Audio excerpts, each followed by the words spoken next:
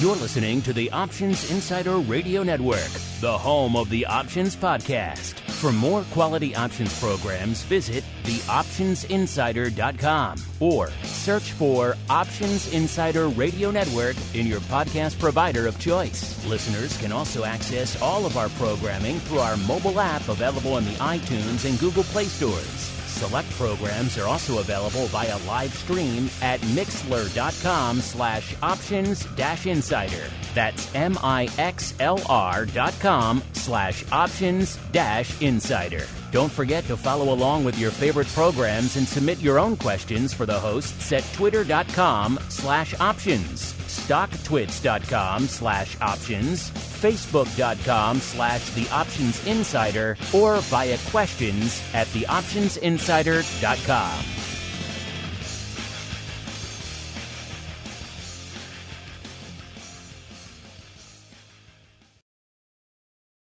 Gold, crude oil, corn, soybeans, and more.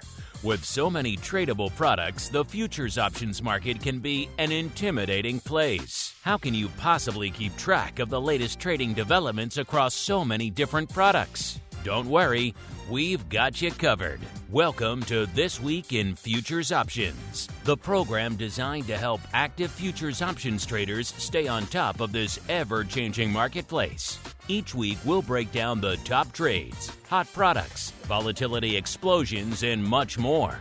This Week in Futures Options streams live, so be sure to check out our live stream via the Mixlr app.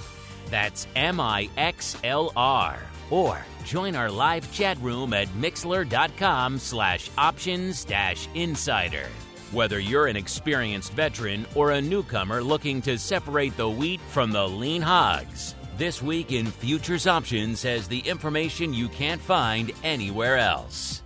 This Week in Futures Options is brought to you by CME Group, the world's leading and most diverse futures and options exchange. For more information and educational resources about futures options at CME Group, visit cmegroup.com/options. This Week in Futures Options is also brought to you by FTSE Russell, a leading global provider of benchmarks, analytics, and data solutions. For more information, please visit ftserussell.com, cboe.com, and cmegroup.com. And now, get ready to break down the latest futures options trading activity. It's time for This Week in Futures Options.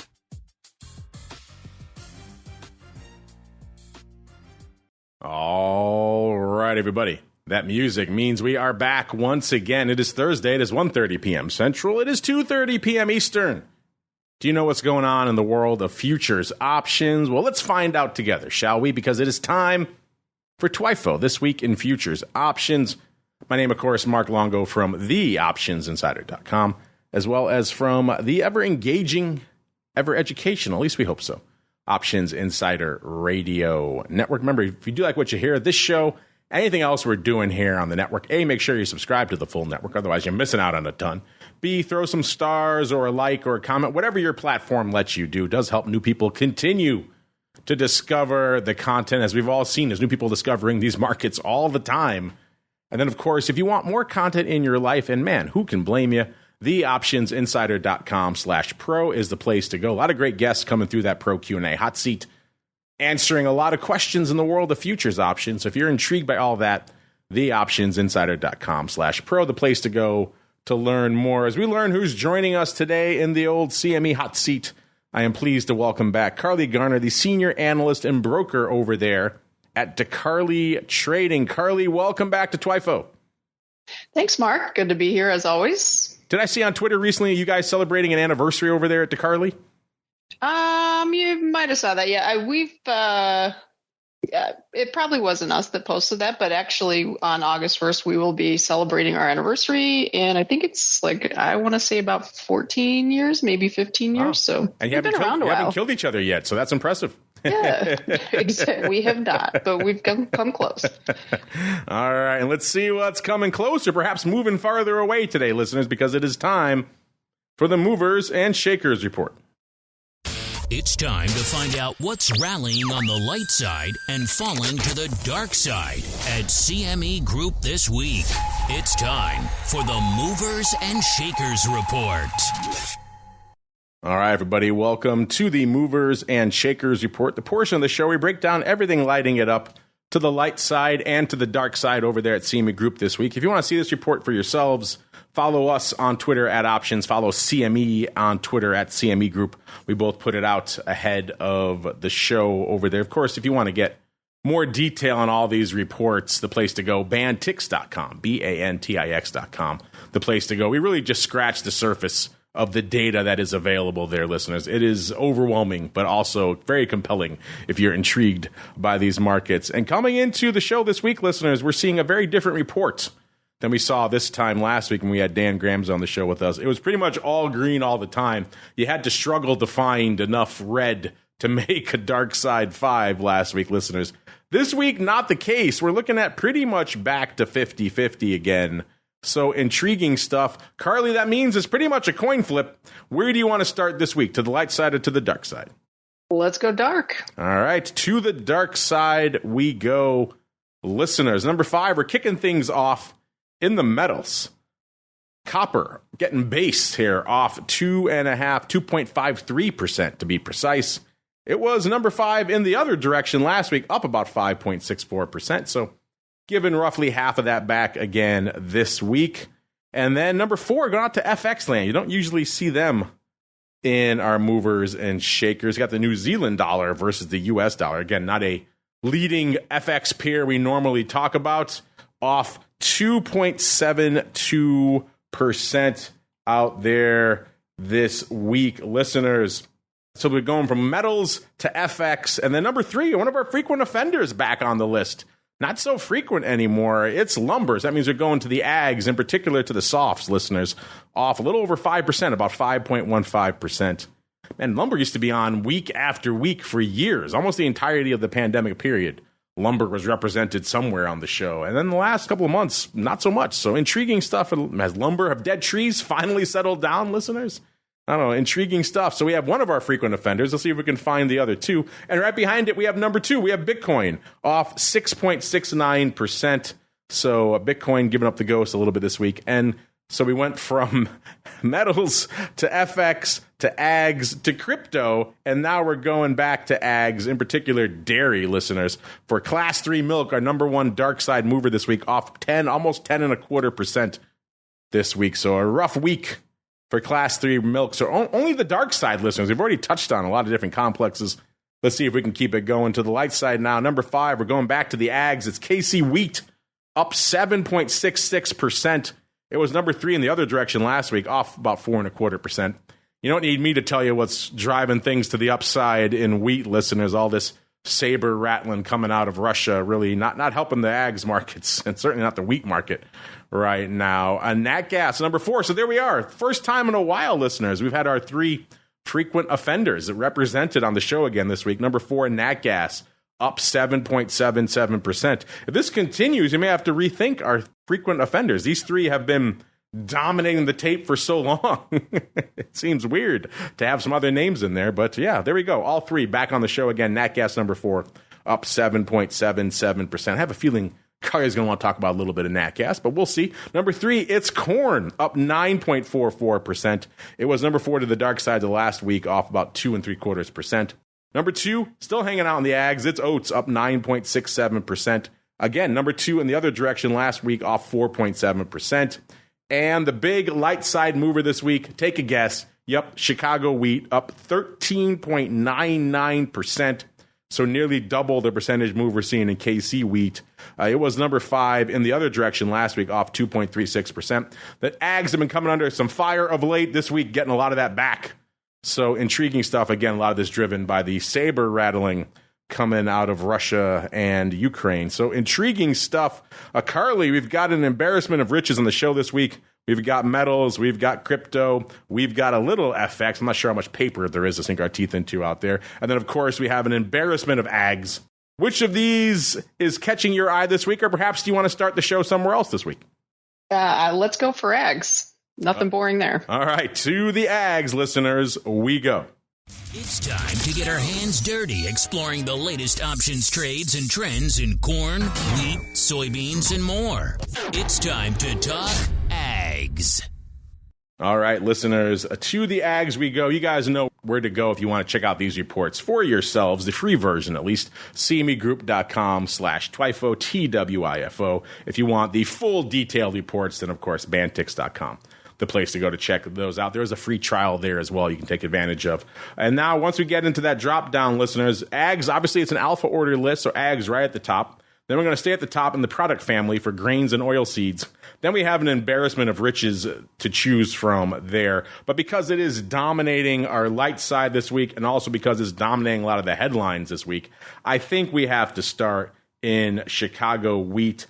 Trading 727 and about a half right now as we're kicking off the show, listeners, up 66 handles or right about 10% on the week. So again, the last couple of shows, all this downside we've been seeing in ags, particularly in wheat, I was starting to wonder if maybe we would see a little bit of headlines that would cause some upside action. And lo and behold, that's exactly what we're seeing out there. It's also causing a heck of a lot of paper. 223,000 contracts on the tape right now already for Chicago wheat. So closing in on 250,000 contracts, and the week is not yet done, listeners. So a banger week. Obviously a lot going on in ags this week, Carley, but we have to start in wheat. So what's been catching your eye and what's been going on, and what have your clients been up to in this explosive upside week for wheat, Carley? Okay, well, the first thing to point out is wheat has had some explosive rallies over the last year or so due to Russian headlines, but we've yet to see one actually hold. And all these rallies have been really sharp and they've been impressive, but they generally fail and roll back over. And I'm not sure this one's going to be any different. If you look at a daily chart on September wheat, the high from today matches a trend line that dates back to basically August of last year. So a year-long downtrend line that we've been in. We kissed that resistance area and bounced off. Also, that same general area, which is about roughly 750, happens to be the 200-day moving average. So as long as prices fail to close above 750, I think it just gets heavier and heavier. And at some point, we start making our way lower again. That's my best guess. This move this week, I bet you Carley's slinging some risk reversals or some upside here in wheat. I'm sure you got something cooking. What was catching your eye out there in wheat this week with your clients? Actually, we still have a little PTSD from wheat last year, so we're really a little gun shy here. Honestly, we haven't put anything out in wheat so far. It's on my radar. I'm bearish. I'd like to do something here in the next couple of days, but I'm going to just give it a little more time because I don't trust it at all. Yeah, once it breaks the 1,000 strike, I think a lot of people had PTSD from that. It's like when crude oil went negative, right? People are still recovering from that as well. Correct. Out there. So fascinating stuff. Is this the apex? Is it going to peter out like a lot of these other ones have, listeners? Or is there more room to run out there? It doesn't seem like the Sabers are done rattling over there, at least quite yet. So intriguing stuff. All right, out to the Chicago wheat we go, listeners. Like I said, a lot of action out here this week. Nearly 250,000 contracts on the tape. The big contract this week in terms of expiration, a lot of it, let's see, about over half, 55% of that going up in the September expiration cycle. So we're going to hang out there. It has about 36 days to go, listeners. And you might be wondering, what is the vol right now in Chicago wheat? You probably would expect it to be a little frothy, given what we're seeing out there, and that is the case. 47 and about a third, up over 11 points, about 11 and a quarter points this week. So wheat vol popping as you would expect. Skew-wise as well, all the action, all the interest was to the upside last week. That seems to have paid off. The calls were 12.3% bid last week. The puts 6.7% cheaps. A lot of people were buying calls and using the puts to finance them. It seems like hard to argue with that play this week. And then looks like it's the same setup this week, only the calls have come in a little bit, which makes some sense. We've blown through a lot of your upside strikes now, so some people may be taking those calls off that they had on last week. The put's still about the same level, 6.6% cheap. The call's about 7% rich now. So folks looks like still financing some of their calls with the puts, but again, that skew has come in a little bit for obvious reasons. The big dog this week. So Carley, this may not improve your PTSD. It's the 800s are leading the dance out here this week. So maybe they're saying we have a little bit more upside to go here in Chicago wheat. Nearly 15,000 of these have gone up this week. 1,400 on Monday, about 1,200 on Tuesday, 5,000 on Wednesday, and then 6,500 today. Weirdly enough, almost the exact same number of the pars, the 1,000 strike, have also gone up this week. Only 3 contracts difference total for the entire week, but they went up in very different days.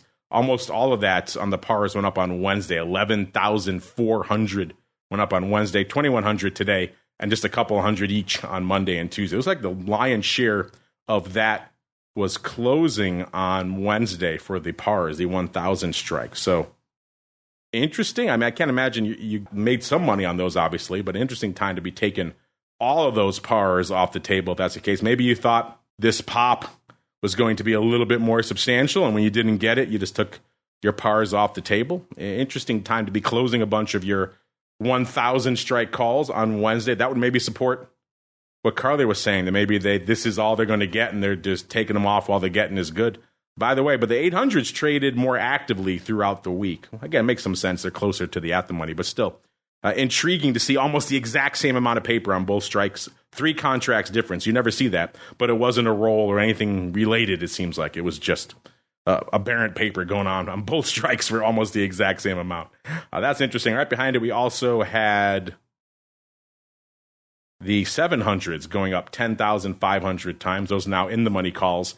Those also trading pretty evenly throughout the week. The big day was Wednesday again, 3,700 on Wednesday, 2,600 each today, and Tuesday about 1,600 on Monday. So folks pile into these 700s, make some sense. They are now in the money as well. Let's look a little bit farther afield, see if we see any other interesting and or aberrant prints going up. A lot of people closing on the 1,100s this week as well, 3,000 times. So interesting. I guess all this upside, they're just taking it off whatever they can. The 940s in October trading about 3,000 times this week as well. So if 1,000 was a little bit too optimistic for your blood, looks like most of that went up in an 860-940 vertical that traded 2,800 times on Wednesday.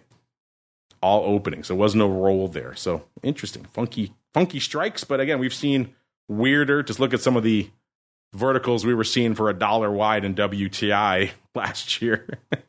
And then also about 4,000 of the 7/2 in December also traded this week. Those are pretty much exactly at the money because the future in December is trading right around 750. So those are pretty much at the money calls. Traded 2,000 today, about 1,800 yesterday, and not much earlier in the week. So looks like a lot of opening paper on these 7/2 as well, which again makes sense. That is the at the money strike. Well, interesting stuff. But you know what? It's not all about wheat. It's just mostly about wheat these days, listeners. We also have corn up nearly 10% this week, and oats up nearly 10% as well. Obviously, we know oats not going to bring the heat from an options perspective, but we can go out to corn, listeners. Corn, usually the big dog in the ags complex. Again, some of these other weeks, maybe not so much, but that is the case this week. Corn just absolutely blowing the doors off from a volume perspective. If you glanced at this right now, you might be forgiven for thinking maybe this was a light week for 3-month SOFR or the E-mini S&P 500, because that's how much paper corn is putting up this week. 1.4 million contracts already in corn. I mean, usually corn, we're seeing 400 plus thousands. You're talking a million contracts more than that this week, listeners. So just a tsunami of paper here in corn this week. Carley, obviously a lot going on in corn this week as well. What's catching your eye out there first, A? And then B, do you have any remnant PTSD in corn or anything catching your eye out there these days? Luckily, corn. I don't have any stingers from corn recently, so I'm comfortable there. We basically recommended our clients, or our speculative clients anyway, not necessarily hedgers, but speculators, just move to the sidelines and see what happens, because we actually were buying 550 calls a week or so ago when corn was at support, just in case, using the December options, just in case something happened, and it did. And so we got a little lucky. But this is a good time to really be flat. Honestly, I wish I had a big prediction for you, but I don't. I'm in the business of trying to predict what markets might do next, and I can tell you this is absurd what we're seeing. It's like GameStop, only it's corn futures. So not much makes sense. The best place is probably the sidelines at this point. I'd turn bullish if we get The price we are now is probably fundamentally balanced and neutral. And so there's two things that can happen. It either falls like a rock and we break through support and test like 450 in December corn, or if we do manage to go higher, we're probably looking at top of the range up in the 620s, 625 area in December corn. So what I would look for as an option trader is maybe one of those two price points to either be bearish or bullish, but in between, I got nothing. GameStop of corn. I like it. I can certainly see it. What's going on. Because you're right. I wasn't expecting this much volume on the tape. I knew you'd get some ancillary reflected love from all the stuff going on in wheat.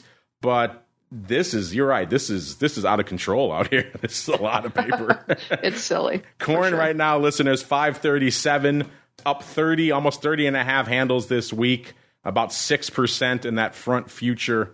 And I said about 1.4 million contracts.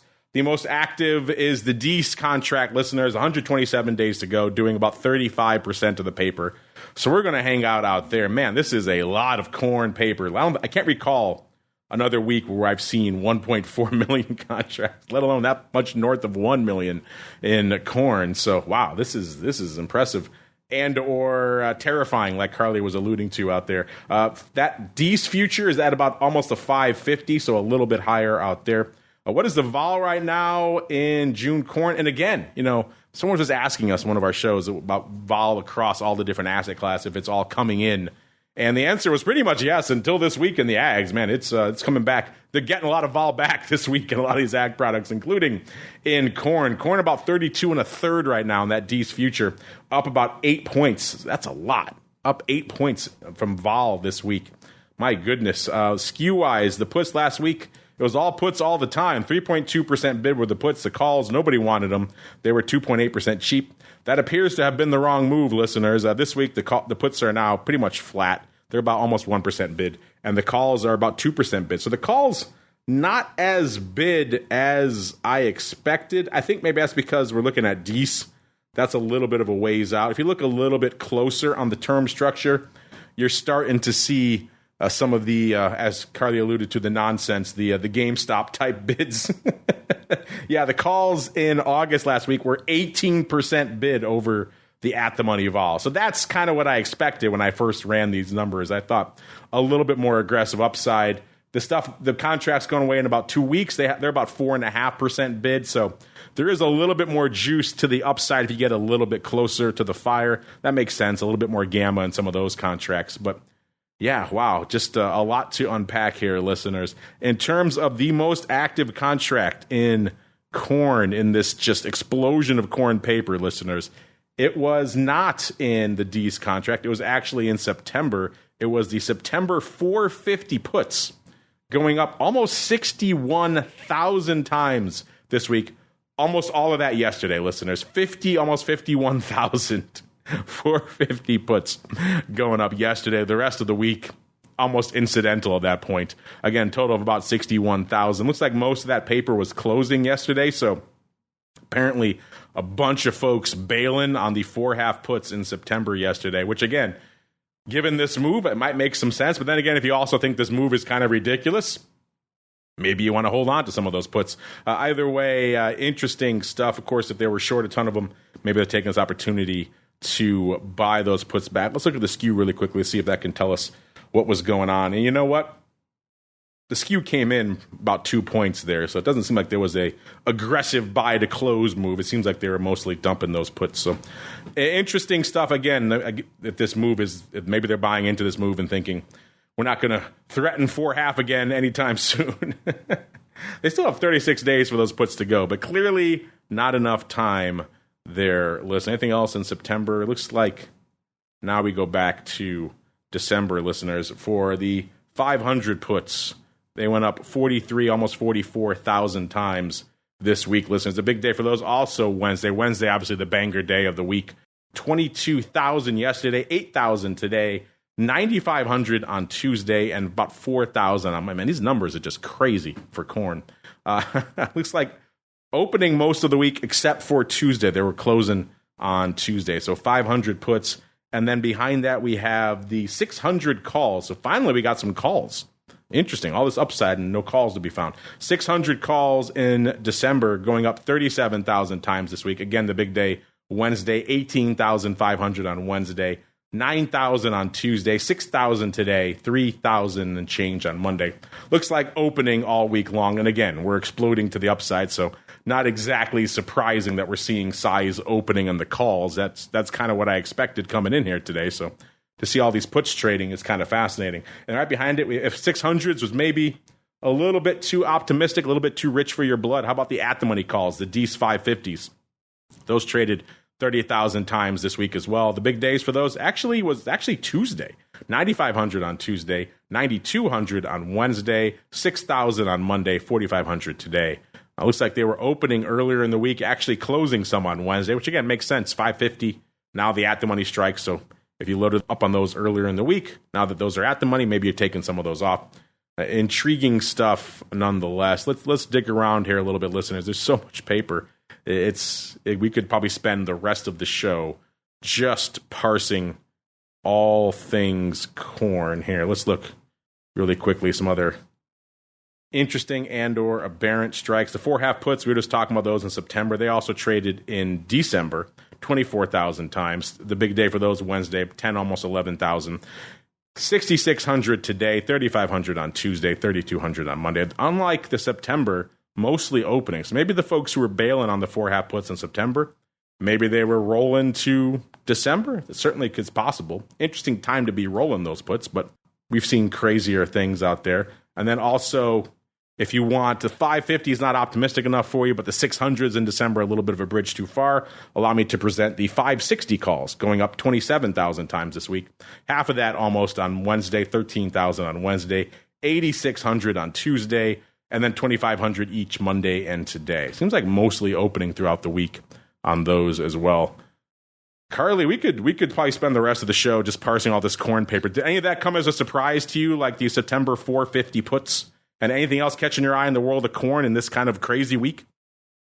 The 450 strike doesn't shock me because based on my chart work, that's exactly where we'd go if we broke trend line support. There's like a trend line that dates back to July of last year, and it comes in December corn right around the 480 area. But if that broke, we were kind of expecting 40-50% slide right away, which didn't happen. It held and we rallied.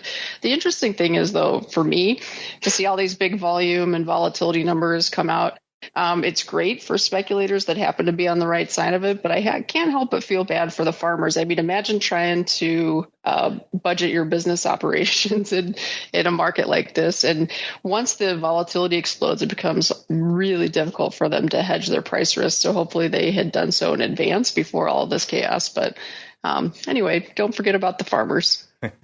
I got a little excited, Carley, when I saw all this upside in the ags, all these numbers going up. I thought maybe this is the week. Maybe this is the week oats can finally put up more than 3 contracts. And the answer is yes, but we're not talking thousands or 82. So we got 82 contracts on oats. So that's something, listeners. But if you're asking why aren't they doing oats, it's number 2. That's why. Listen, and KC wheat coming in at number 5. Only 11,000 contracts there as well. So when I talk about that dichotomy of volume between Chicago wheat and KC wheat, it's pretty stark this week. Almost 250,000 for Chicago wheat, 11,000 for KC wheat. So a big volume difference. Any other ags catching your eye this week you want to touch on, Carley, or should we roll on to another complex?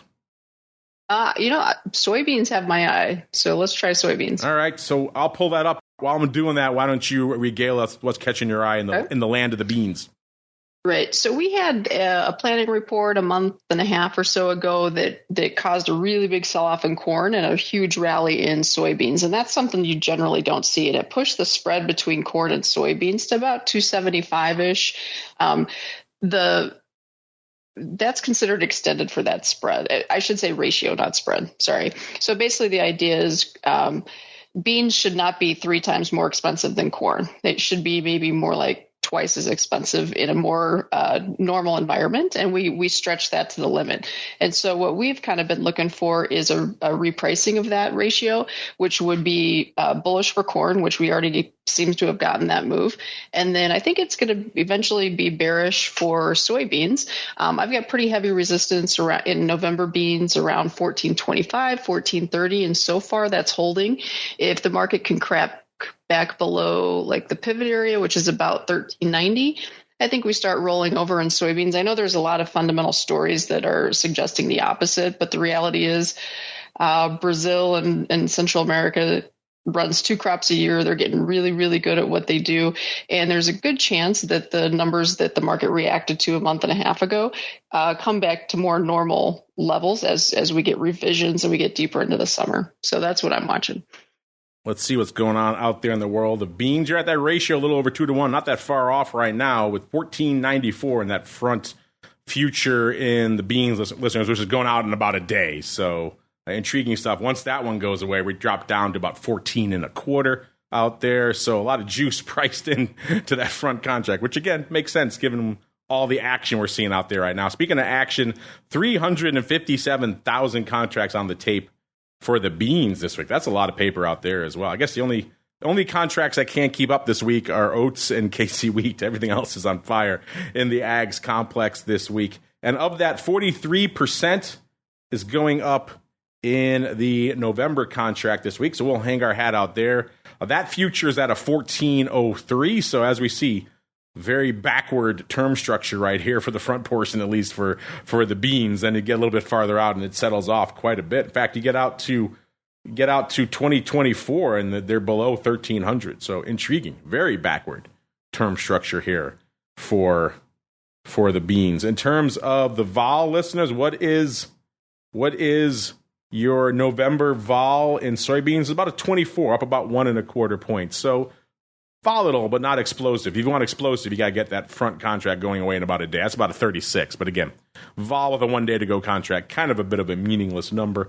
Well, let's get out to the skew. Last week, the puts 2.2% bid. This week, they have swung the other way, nearly 6% cheap. So that's a pretty interesting swing. And then the calls last week, 1.1% cheap. This week, about 7% bid. So both the puts and the calls swinging entirely in the opposite direction. That is interesting. And in terms of action, what's leading the dance? I said we're at about a 1403 in that DECE future. It was, not surprisingly maybe, the at the monies, the 1400 calls, listeners, leading the dance with 17,500 contracts.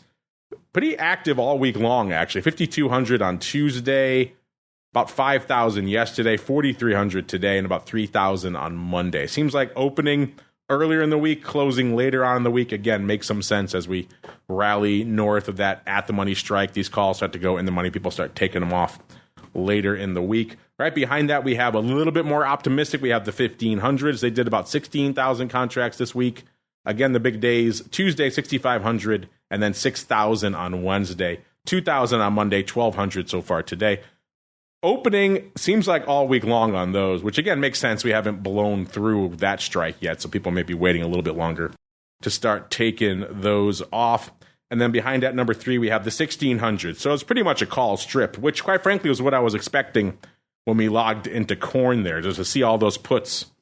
That was kind of interesting. But again, there was so much paper, probably a little bit of everything. Pick your poison out there in corn.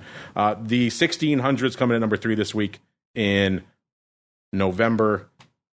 11, almost 12,000 of those going up. Almost all of that on Wednesday, though. About 8,000 on Wednesday, almost 2,000 today, then almost 1,000 each Tuesday and Monday. So interesting stuff there. A little bit more backloaded paper there on the 1,600s. Let's just scan around really quickly, see if we see any other interesting and or aberrant or just maybe head-scratching prints out here, listeners. And, it seems like it's mostly in that November contract and then the contracts right around it. That's where all the action is this week. We got 1,400s trading in October, 2,500 times, 1,500s in September, about 1,800 times. Again, nothing earth-shattering. Oh, here we go. We got the 1,500s in take it back. The 1500s in September actually went up. The calls went up 9,000 times this week, almost 10,000. It looks like closing mostly. So maybe we have a bit of a roll going on out here. So, it looks like they were closing 3,300 times on Tuesday, 2,000 on Wednesday, 2,500 on Monday, and about 1,200 today. So folks bailing on the 1500s in September, almost 10,000 times today, and then maybe rolling them out a little bit to, let's just see if we saw about 15, almost 16,000, so almost 2x that, about 1.5x that going up in November. So maybe there were some folks rolling out there. Intriguing stuff here in a decent amount of paper also in soybeans. All right, we hit on wheat. We joked about oats and KC wheat. We hit on beans. We hit on the big dog, which is corn. We've already consumed a lot of the show just on those products out there. But I know, Carley, you're always a sucker for a little bit of nat gas. I think we're going to head out to energy next. It's time to tap into the deep options well of black gold, Texas tea, nat gas, and more. It's time to talk energy. All right, everybody, welcome to the always interesting world of energy. Pop out of that drop down to ags. They're at the top of the list, obviously. We're going to go down about 2 slots to energy. Then we'll go over to product family, and we're going to go down 3 more slots to nat gas. And that's where we're going to hang out right now. 275, and that front future is going out in about 6 days. So quite a rebound from the roughly, I think, 2.25 or close to it we were hanging out at the last time you and I chatted, Carley. In fact, you had a pretty prescient call. I think it was the SEP 3s you were very interested in the last time we chatted. Seems like those have worked out pretty well, Carley. Yeah, so we definitely had a nice move in nat gas. It hasn't been. I don't think I don't want to say never, but it might be a long time before we see the kind of nat gas market we saw in 2022 and 2021. So hopefully people have tapered their expectations.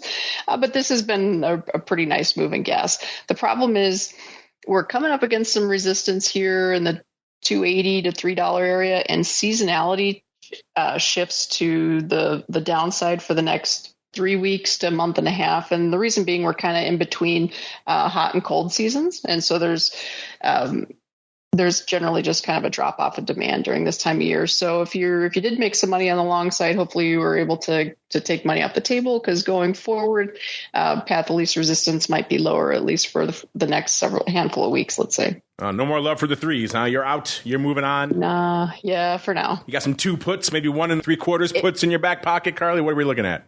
I'm not really interested in playing the downside, but I will say that I'm not long-term bearish. So let's say we do get a pullback, then it's probably time to load up the boat on call options. If the vol's big enough, maybe we even sell some puts. We'll have to see how it goes. But this is more of a get ready, wait for a pullback, and try to buy some calls on the cheap. Yeah, it's hard to get excited about puts around the 2 strike. 3 calls, you can certainly get excited about those all day long. 2 puts, not exactly going to get to most people excited out there. Let's see how many people are excited this week. It looks like a pretty active week, but kind of back to the numbers we're used to seeing out here. Maybe a little bit rich from a volume perspective in nat gas. Listen, usually we see around 400, maybe 450. We're at the upper end of that right now, right around 461 in nat gas. So a decently active week out here. Like we said, that front future at about a 275. And that's also where the lion's share of the paper, about 27% went up. And then 26% went up in the front SEP future. So nat gas starting to act a little bit like an equity. It's not quite 0 day, but very near dated. That second contract, obviously, a little more than a month away. So that's a little bit longer term, but still interesting. In fact, if you add the front 3 contracts together, so you're talking September, and then you got October out there as well, then now you're talking about 3/4 of the paper out here. So nat gas, very front-loaded out here right now, which, again, is kind of interesting. Maybe is that an argument? Do we need 0-day contracts in nat gas? If a product merited it, the nat gas could certainly be in the discussion. It has enough action, has enough vol, even if that vol is kind of going away today. So tell you what, we'll do a little bit of a combo, listeners, because it's kind of hard to talk vol with a couple of days to go, but we could endeavor to do so. We'll start with that 6-day to go contract. The vol out there at about a 54, off about 2 3/4. But also, if if you know a lot about nat gas, vol in the 50s is actually starting to get a little bit low. We have seen it in triple digits not too long ago. So you're talking roughly half that right now. The SEP contract, a little bit longer term, a little bit frothier at about a 58 and a third, off nearly 4 points, but still coming in fairly aggressively this week. So, nat gas is one of the products we typically point to and say, hey, look, there's still a little bit of a bastion for volatility there. It's getting lower now, getting a little bit smaller out there. So intriguing stuff. No longer are we looking at 90, 95, 100 in nat gas from a vol perspective. In terms of skew, in the near-dated contract, it was all about the upside last week, and it seems like that paid off. They were 5% bid the calls last week. This week, they're pretty much flat. The puts have stayed pretty much the same.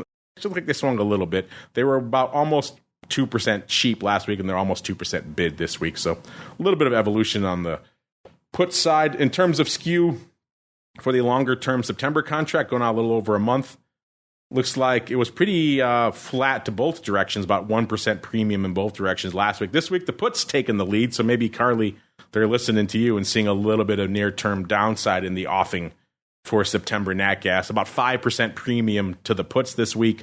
The calls, a little bit of a discount, 1.6% cheap. So, yeah, a little bit longer-term, nobody wants. So you go out even farther, you go out to the October cycle. So now you're talking about 70 days, listeners.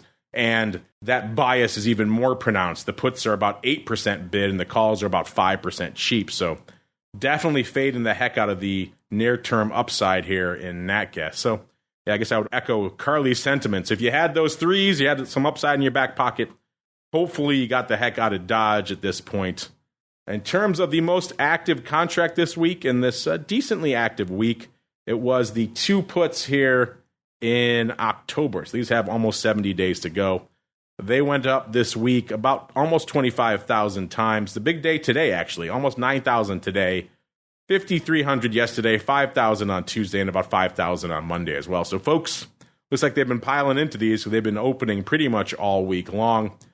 And now if we look at the, again, the skew also telling us that skew getting juicy as well. So it looks like folks are opening to buy on the two put strike. Again, as I was joking earlier, hard to get too excited about that trade, but I can certainly see some of the logic behind it.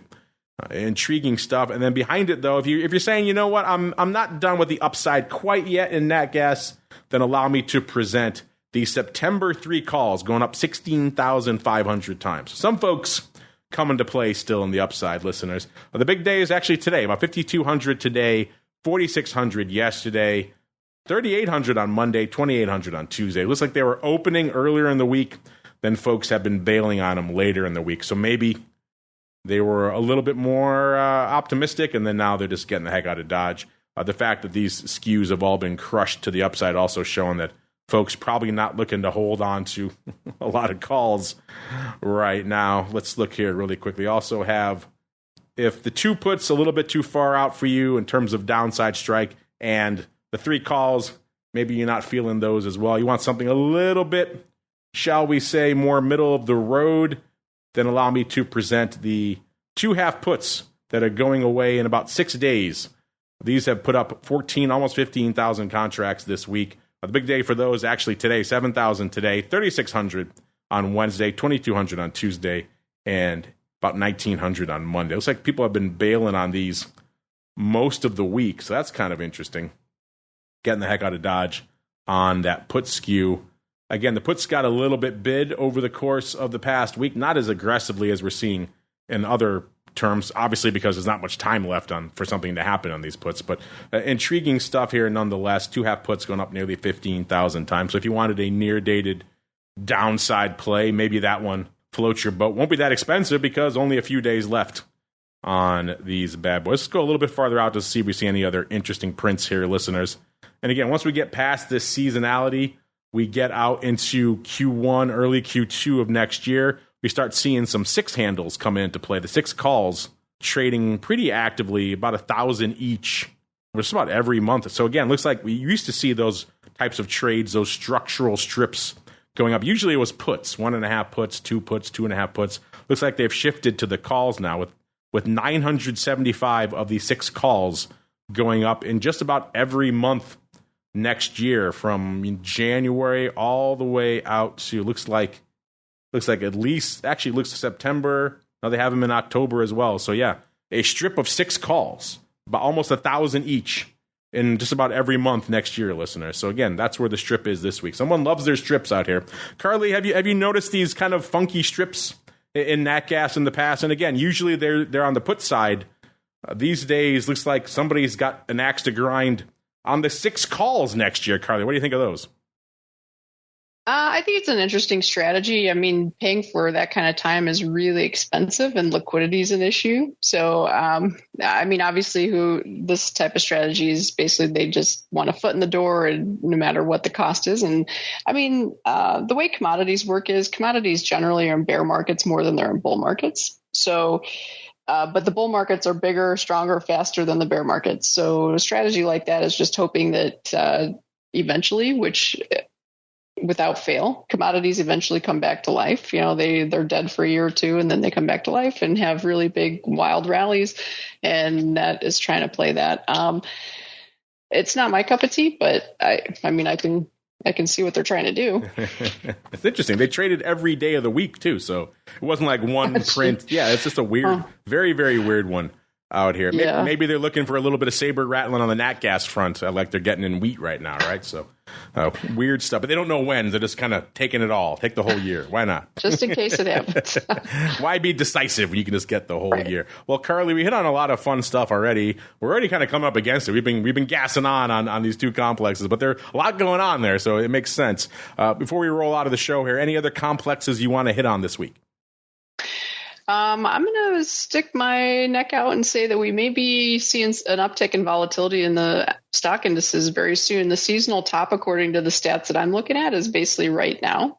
So I'm not a doomsayer. I'm not looking for some sort of crash, but I think a really good, healthy correction in the stock market is probably going to happen sooner rather than later. All right, then I guess we'll finish up in the ever controversial world of equities, listeners. It's time to explore the volatility swings, skew changes, and hot options trades in your favorite indices. It's time to talk equities. All right, everybody, welcome to the ever-evolving world of equities. I guess these days it's mostly been evolving to the upside. Today, not so much.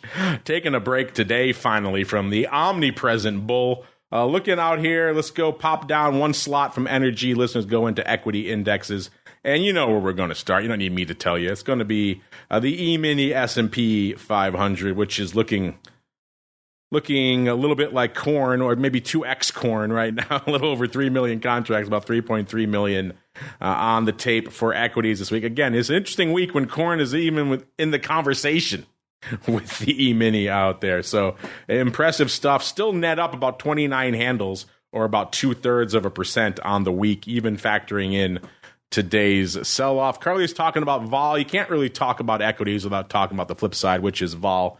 And the fact that there isn't a heck of a lot of it left on the equities front, even though we're seeing a little bit more juice getting factored back in today. A VIX, when we kicked off the show, a little bit shy of the 14 handle, about 1380.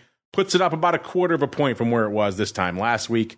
VVIX, a little bit north of 92. That's, of course, the volatility of volatility, listeners.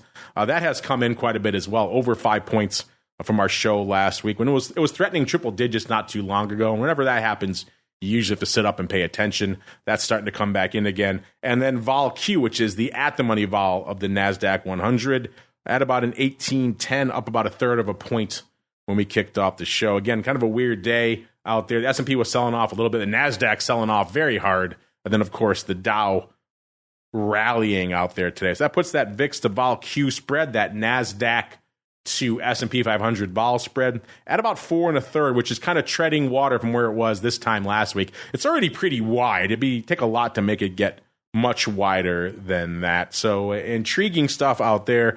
Carley, you were just talking about equity vol. It seems like things have maybe found a near-term floor, but of course, now that I say that, watch, we'll break through the 12 handle again next week from a vol perspective. But what's catching your eye out there? And also, what are your clients up to these days? Are they seeing these kind of frothy market valuations and these kind of low or lower, I should say, vol levels? Are they calling you up saying, hey, I want to keep riding the upside train? Are they starting to look to hedge? What are you hearing out there? Well, what we've been encouraging clients to do is use, you guessed it, risk reversals, whether they're speculating or hedging. hedging. I knew you had one somewhere in your back pocket this week, Carley. Yeah, exactly. So we're basically selling calls, buying puts, and seeing what happens. Because the idea is, before today, the calls were pretty frothy, and the puts were really, really cheap, and that's starting to flip. I mean, today's only one day; it doesn't change the trend, but I think it's a good start. And you have to keep in mind, this big rally occurred for many reasons, but one of the primary reasons was the whole world was short. We were sitting on the biggest net short futures position in the history of E-mini S&P futures just a handful of months ago, and that's not all the way, but it's a big chunk of that. Over half of that's been unwound, and that's what put a lot of the upward pressure on stocks. And we also had a situation where not only were they short futures, but everybody was buying puts because they were hearing about recessions, and the expectations were for much lower stocks, and we got the exact opposite. And that's kind of this rally was needed to work all of that frothy speculation out of the system, and I think we have. And so I think now it's time for prices to move the other way for a little while. Again, I'm not looking for a crash or anything, but wouldn't be shocked to see 4,300 again in the S&P. So that's what we're hoping for. You heard it here first. Carley calling for an apocalyptic crash, 2,300 in the S&P by next week. So get those puts on. Right. Get those puts on now, listeners. I was just trying to parse this just tidal wave of paper here in the 3.3 million contracts, listeners. So just about every month is putting up size numbers out here. Intriguing, the leading contract this week, that just shows you how much upside we have in the market now, listeners, because it's not just the nonsense 37 quarter puts. Those are still number one, but by a smaller margin this week, 46,000 of those versus we have actually calls to the upside, 36,000 of the 46 half calls going away in 8 days, the 4,600 calls going up 33,000 times today. So the fact that calls are even in the conversation with this, picking up the nickels in front of the steamroller trade that goes on every week here in the E-mini, that shows you maybe how much upside we have in store for us. By the way, we were talking about it last week on the show, just how front heavy the E-mini S&P is. I said there's 3.3 million contracts on the tape this week. If you add up just the front two contracts, so the contract expiring in about 20 minutes and the contract expiring in about a day, just those two contracts, you have exactly 40% of that 3.3 million contracts. So well north of a million contracts. Just in that one 24-hour expiration cycle, that's how much is going to go away. Now, obviously, they've been trading all week long, so it's not quite just 0 day. But again, shows you just how active the very, very near portion of the curve is in the equity option space these days. If you add in one more cycle, if you go out a whopping 4 days, now you're at pretty much half of the paper. It's stunning how the 0 day revolution has just changed the way people look at and use the options out there in the E-mini. Let's go out an eternity. Let's go out 8 days, because it seems like outside of the nonsense puts, the biggest trade this week are the 46 half calls, again, expiring in 8 days. They've traded 15,000 on Wednesday. Looks like paper bailing on those.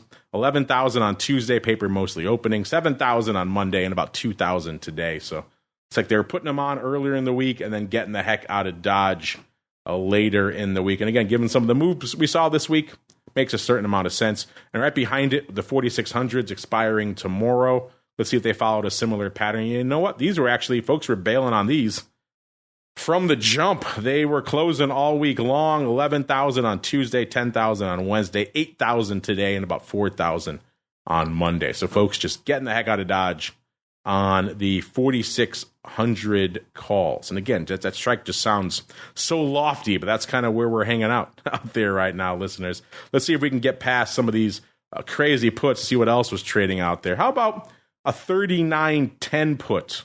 That's still not that relevant of a put. But it looks like they were doing some put spreads finally, not just selling the 37 quarter puts, but also selling the 39.10, 37 quarter put spread that went up 24,000 times. There's so much tiny put paper out here, listeners. It really does kind of, and you take all that out, and that's where a lot of that paper is, in that front portion of the curve. How about the 4,050 puts expiring in 6 days? Listen, these traded about 13,000 times this week. 6,000 today, 6,000 yesterday. The rest kind of scattered earlier in the week. So like a paper opening on those, unless they came back and took them off today. But I don't know why you're bailing on the 40 halves. But intriguing stuff out here. Again, 3.3 million contracts, listeners. So we could literally spend the entirety of the show on it. But it does seem like once you strip away the noise, a lot of 4600s, a lot of 46 halves.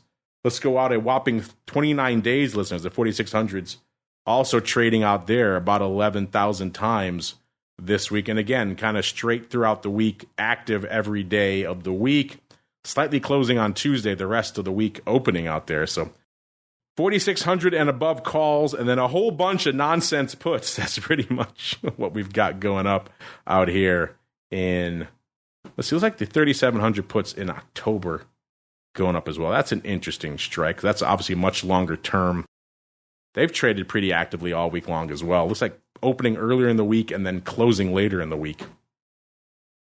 Again, 3,700, we could threaten that by October, not obviously in a couple of days, but intriguing stuff out there. So yeah, far out of the money puts also still pretty active. I'm just looking really quickly here, listening. It looks like that seems to be the lion's share of what we have going up out here this week.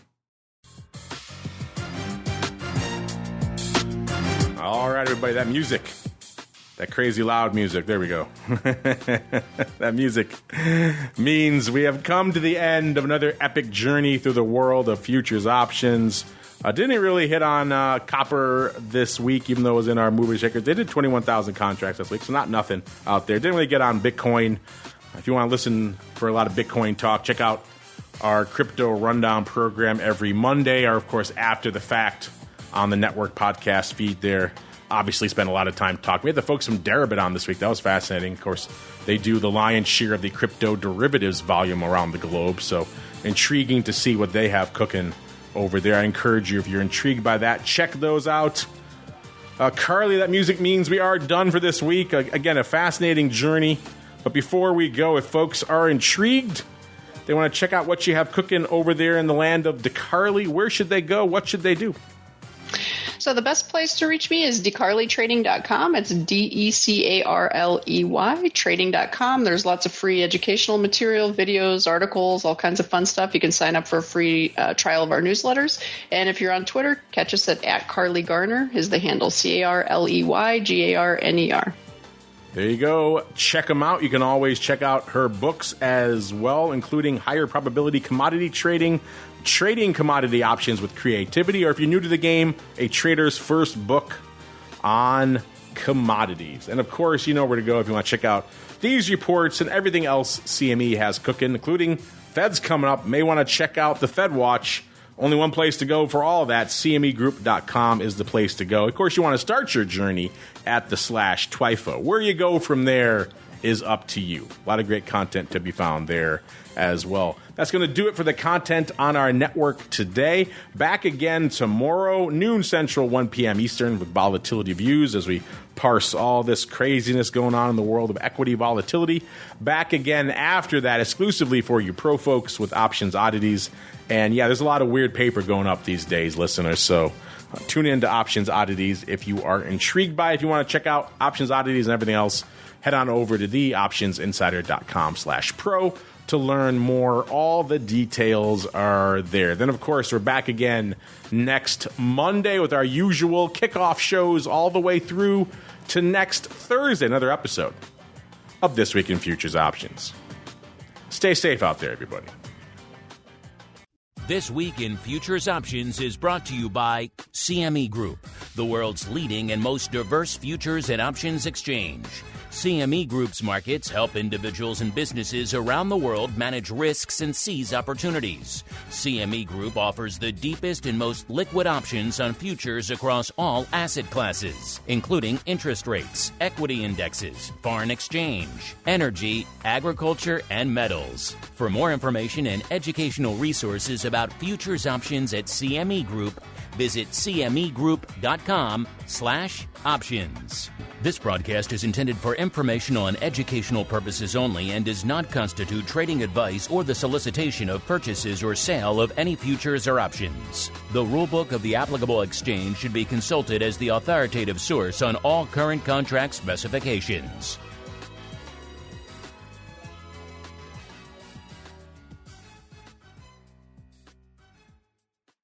You're listening to the Options Insider Radio Network, the home of the Options Podcast. For more quality options programs, visit theoptionsinsider.com or search for Options Insider Radio Network in your podcast provider of choice. Listeners can also access all of our programming through our mobile app available in the iTunes and Google Play stores. Select programs are also available via live stream at mixlr.com/options-insider. That's mixlr.com/options-insider. Don't forget to follow along with your favorite programs and submit your own questions for the hosts at twitter.com/options, stocktwits.com/options, facebook.com/theoptionsinsider, or via questions at theoptionsinsider.com.